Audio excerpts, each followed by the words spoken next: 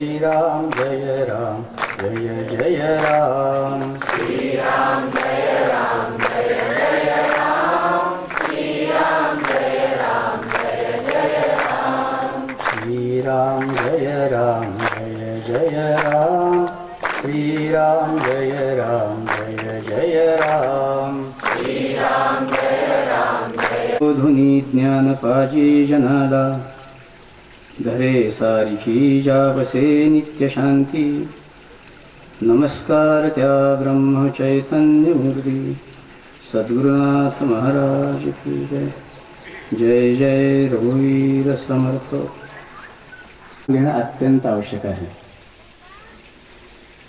हा सोहळा करणं हा एक मायेतला भाग आहे। यांना भक्तांची माया म्हटलं तर हरकत नाही। भगवंताची माया वेगळी आहे, तसेच भक्तांची एक माया आहे। तर त्या मायेच्या अधीन तो परमात्मा असतो, त्यामुळे त्या तत्वाला त्या सगळ्या मायेतून जावं लागतं। तसं काय आहे, आपल्या सर्वांचं स्वरूप एकच आहे। सद्गुरू वेगळे, शिष्य वेगळे, हे भक्तीसाठी हे द्वैत स्वीकारावं लागतं। मोठा सावत असतो, त्याचं काय कारण आहे? तर इथे काय आहे, शिष्यांनी सद्गुरूंना पूर्णपणे समर्पित व्हायला पाहिजे। समर्पित होण्याची भावना मनामध्ये नेहमी ती प्रगल्भ ताजी तवानी टवटवीत राहावी। म्हणजे तू स्वामी आहे आणि मी दास आहे, ही जी भावना आहे ही ताजी तवानी नेहमी राहावी। तेवढ्यासाठी हे सोहळे असतात। तू सद्गुरू आणि मी शिष्य असं का म्हणायचं आहे? तर आपल्या आतमध्ये जो अहंकार आहे तो पूर्णपणे नष्ट करण्यासाठी, अर्थातच आपली देहबुद्धी नष्ट करण्यासाठी हा सोहळा असतो। एवढ्यासाठी सद्गुरूंना शरण जायचं असतं। जगामध्ये कितीही मोठा विद्वान असो, परंतु त्याला सद्गुरूंना शरण जावंच लागतं। का जावं लागतं? कारण त्याची जी विद्या आहे, विद्या जी म्हणतात ती कितीही प्राप्त केली तरी सद्गुरू भक्तीशिवाय व्यर्थ आहे। आपल्याला ब्रह्मानंद महाराजांचं उदाहरण सर्वांनाच माहिती आहे। ते 6 अगदी खूप अगदी वैराग्याचा मूर्तीच म्हटलं तर हरकत नाही, असं वैराग्य त्यांचं, तरी सुद्धा त्यांना सद्गुरूंना शरण जावं लागलं। समजा आपण सगळी इंद्रिय अत्यंत संयमी ठेवली, खूप संयमी ठेवली इंद्रिय, वैराग्य आहे, परंतु त्या ठिकाणी जर सद्गुरू भक्ती नसेल तर त्या वैराग्याला काही अर्थ नाही। कारण करायचं कशासाठी? वैराग्य धारण का करायचं? सात्विक भावना का ठेवायची आपल्याजवळ, धारण का करायची, हे सद्गुण का धारण करायचे? तर आपल्याला त्या सद्गुरूंच्या मूळ स्वरूपाशी तद्रूप व्हायचं आहे। त्यांना शरण गेल्याशिवाय काहीही शक्य नाही। ते शरण जाण्यासाठी हे एक एक प्रकार आहेत। आपण इथे तुलादान रोज करत आलेलो आहोत। आज इथं तुला, उद्या त्याची तुला, त्याची तुला होत नाही। त्याच्यावरती शेवटी आपल्याला ते भावनेचं तुळशीपत्र ठेवावं लागतं। भावनारूपी जे तुळशीपत्र आहे, तुळशी दल आहे, ते ठेवावं लागतं। ते भावना तुळशी ठेवल्यानंतर पूर्णपणे ती तुला होत असते, त्याशिवाय तुला त्याला म्हटली जात नाही। का? तर त्या ठिकाणी समर्पण भावाला, प्रत्येक गोष्टीमध्ये, प्रत्येक कार्यामध्ये हा सोन्याचा हार घातला, एखाद्याने भक्ताने तुळशीचा हार घातला, तर ह्या दोघांपैकी समर्पण भाव कोणाचा जास्त आहे असा आपण एक मनात जर विचार करा, तर शेवटी काय आहे, तो तुळशीचा हार आहे की सोन्याचा हार आहे, याला किंमत वगैरे काढावं किंवा माझ्या सगळ्या भक्तांनी स्तुती करावी, अरे वा किती तुम्ही समर्पण केलं, काय केलं वगैरे, ही जी भावना मनात ठेवून जर समर्पण केलं तर त्याला अर्थ नाही। परंतु मनामध्ये अशी भावना ठेवली, मला भगवंताने त्या हवा जो आहे तो धर्मासाठीच खर्च केला पाहिजे असं शास्त्रामध्ये सांगून ठेवलेलं आहे। लोभाचं असं काहीतरी पाहायला मिळत असतं, इथे काहीतरी लोभ आहे, परंतु तसं नाही। इथे ते भागवत कथाकार का सांगतात तुम्हाला हे अर्पण करा, ते अर्पण करा, तर तुमच्या मनामध्ये काही ना काहीतरी समर्पण भावना निर्माण व्हावी, तुमच्या हातून काहीतरी दान पुण्य व्हायचा आनंद घेता येणार नाही। कारण आपण जर समजा पिवळ्या रंगाचा चष्मा घातला आणि आपण इकडे तिकडे पाहू लागलो, तर त्या पिवळ्या चष्म्यातून आपल्याला पांढरं दिसेल का? नाही दिसत। हा जात आहे. म्हणजे हे सगळं हे विश्व किंवा हे प्रत्येक आपली जी क्रिया जी आहे हे सगळं नाशिवंत आहे. हरिहर ब्रह्मा कमीत कमी नाटक म्हणून का होईना आपण चांगलंच म्हणावं, काही हरकत नाही. सोहळ्यापुरतं जरी म्हटलं ना वा फार छान फार छान, ते फार उत्तम आहे, वा क्या बात आहे असे काय मला वाटतं. परंतु आपल्यावरती मायेचा प्रभाव जास्त पडल्यामुळे आपण आपल्या स्वरूपाला विसरून गेलेलो आहोत. ते आपलं स्वरूप आपल्या ह्या डोळ्याने आपल्याला दिसत नाहीये, तर ते डोळे आपल्याला सद्गुरूंच्याकडून प्राप्त करून घ्यायचे असतात. आणि तेवढ्यासाठी हे असे कार्यक्रम असतात. तेरा जात असते, आपोआपच आपली देहबुद्धी कमी होत असते. म्हणून भगवंताच्या नामाला अत्यंत महात्म्य आहे, अत्यंत मोठं महत्व आहे. म्हणून ते भगवंताचं नाम कधीही सोडता कामा नये. म्हणजे जाता येता कामधंदा करताना उद्योग करत असताना कोणत्याही अवस्थेमध्ये असताना त्यावेळेला महाराजांची पूजा केली जात असते. महाराज देहात असताना त्यांची आरती केली जात असते, त्यांना हार गंधफूल सगळं समर्पित केलं जात असे, नैवेद्य सगळं काही. बरेच मंडळी मनामध्ये काहीतरी एक विकल्प घेत असतात किंवा हे देहामध्ये आहेत, यांना हार कशाला घालायचा, हार घालू नये. म्हणजे त्या ठिकाणी ते काय समजतात, हे मानव आहे. मानवाला काय आहे, ते देह ठेवल्यानंतर मग त्याच्या गळ्यामध्ये हार घालतात, फोटोलाच हार घालतात त्याला. ते ज्यांना गर्दी होती वे नवा असा आपण श्लोक म्हणत असतो, परंतु प्रत्यक्ष आपण तसं आचरणामध्ये आणत नाहीये. सगळेच असे नसतात, काही त्यात आहेत, काही साधक काही अन्न केलेलं आहे. तर त्याला आपण कसं सांभाळलं पाहिजे, तर आपण लहान मुलाला जसं सांभाळत असतो, जसं 6 महिन्याचं मुलं आहे किंवा 4 महिन्याचं आहे, त्या मुलाला ज्याप्रमाणे आपण सांभाळत असतो त्याप्रमाणे त्या मोबाईलला आपण सांभाळलं पाहिजे. याच्यामध्ये सद्गुरूंना बसवले आपण. झोपताना सुद्धा ते पायाकडे आपण ठेवता कामा नये, त्यांना वरती उच्चासनावर ठेवलं पाहिजे. तो मोबाईलचा हे नव्हे, मोबाईलचा मान नव्हे, त्यामध्ये सद्गुरूंच्या त्या पद्धतीनेच तिथे सुद्धा तुम्ही राहायला पाहिजे. बरीच मंडळी फार त्याच्यामध्ये फार चालाक असतात, हुशार असतात. ते काय करतात, सद्गुरूंच्या समोर असते कर्म नकोत, त्यांच्यासमोर असे भांडणं तंटा असे करायला नकोत, तर त्याच्यामध्ये त्यांचा फोटो आपल्या इकडे तिकडे लावायचाच नाही. देवाच्या घरात कुठे कोपऱ्यात ठेवून द्या. म्हणजे काय तपश्चर्या करावी लागते. समजा कोणाकडून काही जर अपराध झाला, आपण देवाला काहीतरी टाकून बोललो किंवा सद्गुरूंना आपण काहीतरी टाकून बोललो, काहीतरी आपल्याकडून अभद्र त्यांच्याशी आपण व्यवहार केलेला आहे, काही हरकत नाही. मानव प्राणी आहे, हे चुकून ह्या गोष्टी त्याच्यावर घडतातच. तर काय, मानव प्राणी जर तसा नसता तर सत्संगाचं काय काम होतं, काहीच नव्हतं. त्याला जर पश्चाताप झाला की मी जे काही वागलो सद्गुरूंशी, जे काही मी माझं आचरण ठेवलं मी त्यांच्याशी, मी गोष्टी जर त्याला पश्चाताप जर झाला आणि पश्चाताप दग्ध होऊन तो जर पुन्हा शरण आला, तर सद्गुरू त्याचं पूर्वजन्मीचं एवढंच नव्हे, त्याने जे काही पाप केले असते सगळं नष्ट करतात. परंतु पश्चाताप होणं हे जरुरी आहे. अनेक इतके अहंकारी जीव असतात, खूप अहंकार असतो त्यांच्यामध्ये. आपल्या रावणाचं उदाहरण माहितीच आहे. प्राण जाईपर्यंत त्याने आपली वृत्ती सोडली नाही, शेवटपर्यंत तो प्राण जाईपर्यंत त्याने जे आपला जो हट्ट होता तो हट्ट कधी सोडला नाही. तसेच काही अहंकारी जीव असतात, वाटेल ते दुःखाचे प्रसंग येऊत, काही हो तरी सुद्धा ते म्हणतात आमच्या प्रारब्धाने परत नामस्मरण करत असतो. म्हणून आपण सतत भगवंताचं नाम घेत राहू. निंदा स्तुती ह्या ज्या गोष्टी आहेत त्याच्यापासून साधकांनी थोडंसं दूर राहायला पाहिजे. तर सद्गुरु तत्व कसं आहे, या सगळ्याच्या पलीकडे आहे. त्यांची तुम्ही तुला करता, पाद्यपूजा करता, घोड्यावरून गाडीवर त्याच्या मिरवणूक वगैरे काढता, सगळं करता, परंतु हे त्याच्यामध्ये असतात का? एकदा प्रल्हाद महाराजांच्याकडे असंच झालं होतं. ते सगळे भक्ती मंडळी काय म्हणाले त्यांना की महाराज आपले ह्याच्यावर हत्तीवरून मिरवणूक काढायची आम्हाला. तर तेव्हा प्रल्हाद महाराज म्हणजे नका काढू म्हणाले, काय त्यात करायचं, देहाचं एवढं कौतुक करायचं म्हणाले, नको म्हणाले. पण त्या भक्तांची भावना अशी काही होते, त्यातल्या त्यात स्वस्थ बसून नामस्मरण करणं हे अत्यंत कठीण आहे. एकदा काय झालं होतं, एकदा शिवाजी महाराजांच्या मनामध्ये आलं, हातात माळ घ्यायची आणि श्रीराम जयराम जय जयराम म्हणायची, काही काम करायचं नाही, तुम्हाला पगार दिला जाईल, भोजन पाणी सगळी व्यवस्था केली जाईल. तर त्याप्रमाणे काय झालं, एक दिवशी शिवाजी महाराजांनी असा एक दिवस ठेवला. सगळे मंडळी कर्मचारी गोळा झाले, काम करणारी मंडळी, आणि समर्थांनी सांगितलं रामदास स्वामी शिवाजी महाराजांनी सांगितलं, जरा थोडंसं बोलताना पुढे मागे होतं, सांभाळून घ्या.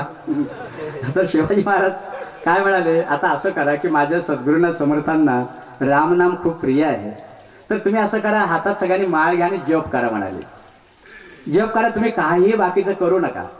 मग ते काय झालं, प्रत्येकजण असं करू लागला. मग त्यांनी म्हटलं की अरे वा, हे जे सगळं आहे ना, माळ जप करणं वगैरे, हे आपलं काम नाही. आपल्याला काम, आपलं कष्ट करायचे हेच चांगलं आहे म्हणाले. हे बसून हे करायचं काय मन लागत नाही, काही नाही ना. बरीच मंडळी असतात पहा, त्यांना बाकीची किती कामं सांगा, ते रात्रंदिवस घामाच्या धारा येत असले तरी काम करत राहतील.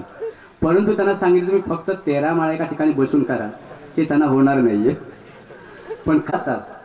आपण या ठिकाणी भगवंताचं नामस्मरण करतो आहोत, तेही विसरून आहे.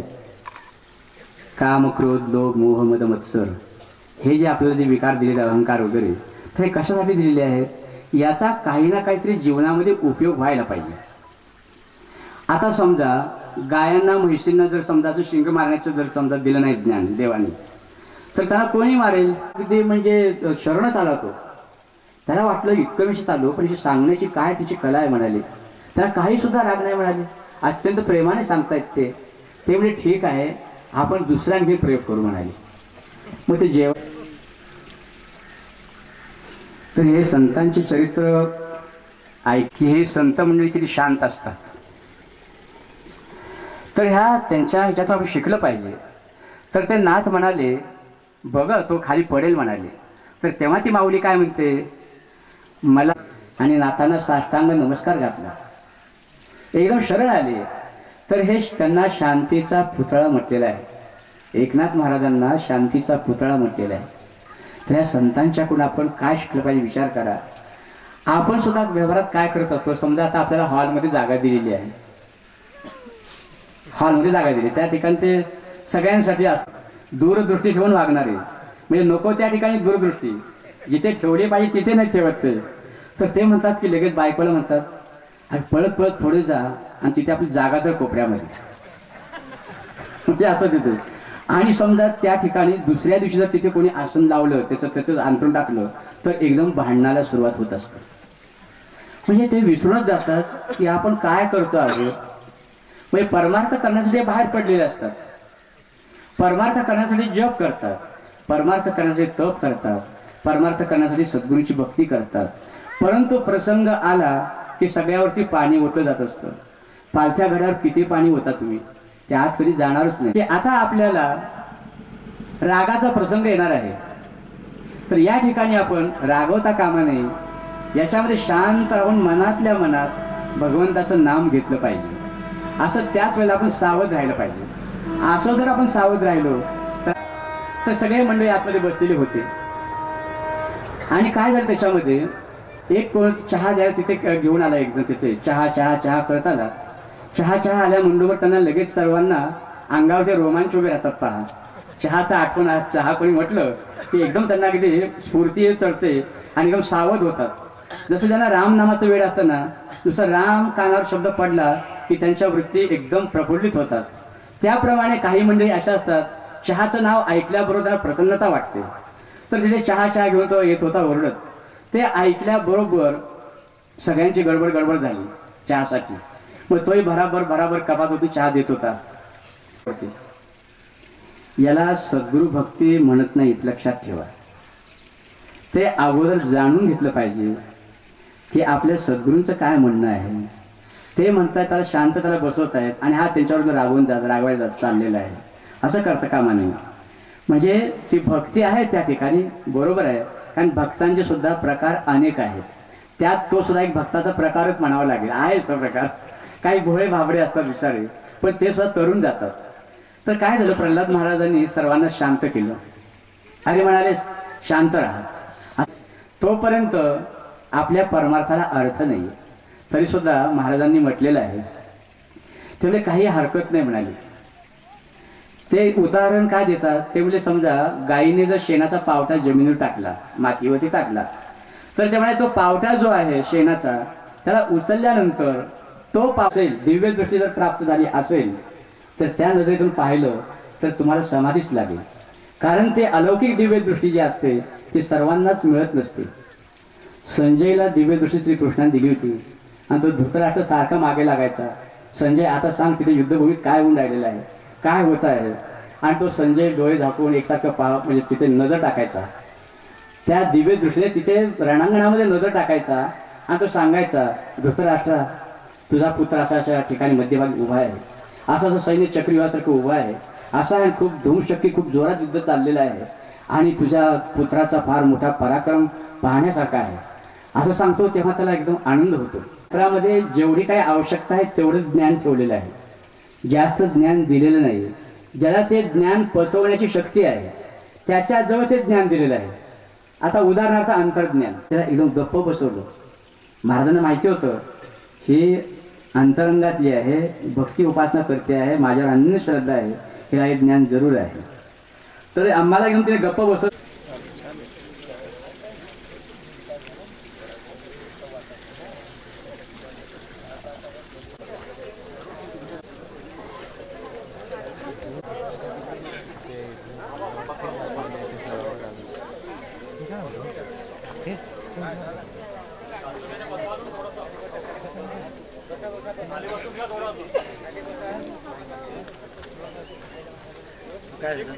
आई कुठे आई जाऊन बस ना माझ्या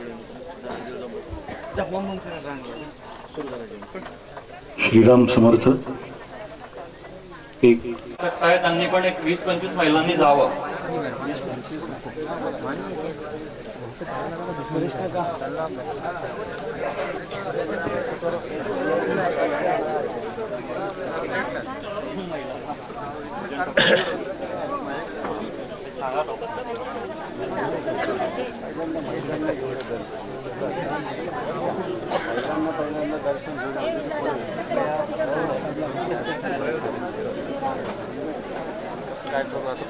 लाईन कोणी कोणी कोणी मध्ये घुसायचं नाही, नाही कोणी मध्ये घुसायचं नाही. एक मिनिट, लाईन आपल्याला एकीकडे अशी लाईन घ्या तिकडून, कॉर्नर इकडची लाईन तिकडे आला, इकडे लाईन.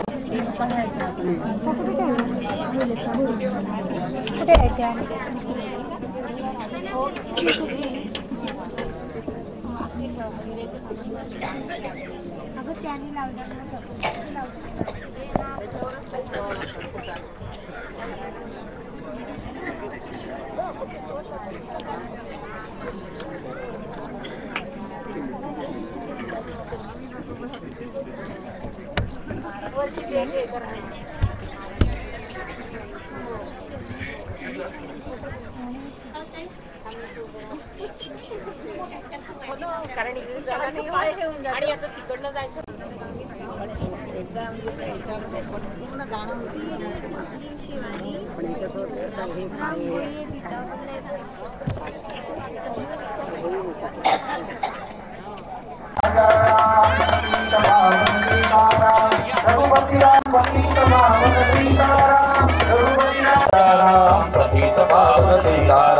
रघुपति राघव राजा राम पतित पावन सीताराम रघुपति राघव राजा राम पतित पावन सीताराम रघुपति राघव राजा राम पतित पावन सीताराम रघुपति राघव राजा राम पतित पावन सीताराम रघुपति राघव राजा राम पतित पावन सीताराम रघुपति राघव राजा राम पतित पावन सीताराम रघुपति राघव राजा राम पतित पावन सीताराम राघव राजा राम पतित पावन सीताराम रघुपति राघव राजा राम पतित पावन सीताराम समर्थ सद्गुरु श्री श्रीराम महाराज।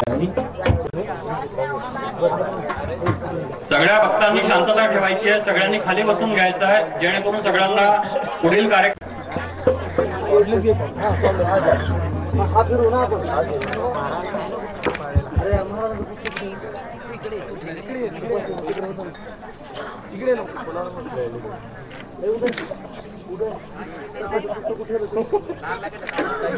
राघव राजा राम पतित पावन सीताराम रघुपति राघव राजा राम पतित पावन सीताराम रघुपति राघव राजा राम पतित पावन सीताराम हेलो रघुपति राघव राजा अरे बाद में बात करता हूँ ना तेरे से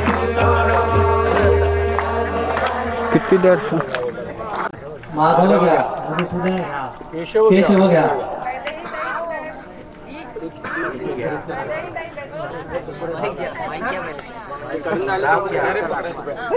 पुणे गोविंद घ्या पुणे गोपाल घ्या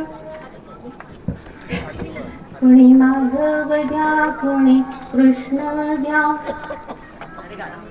पुणे राम पुणे लक्ष्मण घ्या पुणे भरत घ्या पुणे महा